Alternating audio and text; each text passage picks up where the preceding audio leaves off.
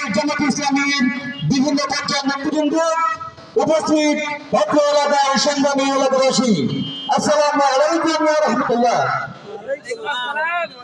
প্রিয় উপস্থিতি, এখন আমাদের অনুষ্ঠানের কার্যক্রম শুরু হচ্ছে।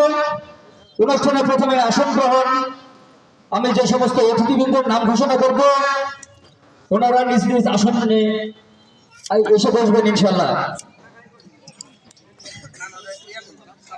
সর্বপ্রথমে আমি আসন গ্রহণ করার জন্য অনুরোধ করছি আজকের এই আলোচনা অনুষ্ঠানে সম্মানিত সভাপতি বাংলাদেশ জামাত ইসলামী হাটকালাপাড়া ইউনিয়ন শাখার সম্মানিত আমির জনাব হাসান আলী ভাইকে। জনাব হাসান আলী ভাই, আমি আসন গ্রহণ করার জন্য অনুরোধ করছি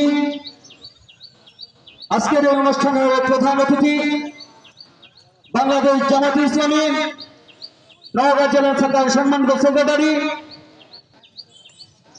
নওগাঁ সদর উপজেলার সাবেক সফল ভাইস চেয়ারম্যান, বাংলাদেশ জামাত ইসলামী হল নওগাঁ সদর 2 আসনের সংসদ সদস্য পদপ্রার্থী জনাব অ্যাডভোকেট আসম সায়াম ভাই।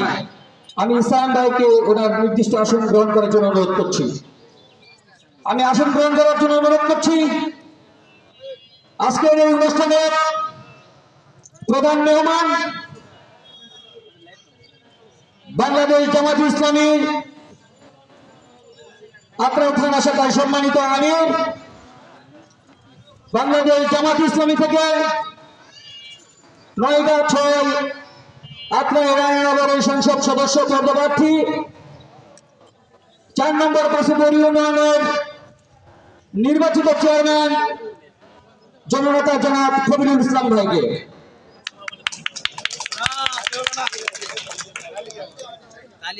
আমি আসন গ্রহণ করার জন্য অনুরোধ করছি আজকের এই সভার বিশেষ অতিথি বাংলাদেশ জামাত ইসলামী আত্রাই থানা জনাব মোহাম্মদ ইসরাইল ভাইকে আসন গ্রহণ করার জন্য অনুরোধ করছি।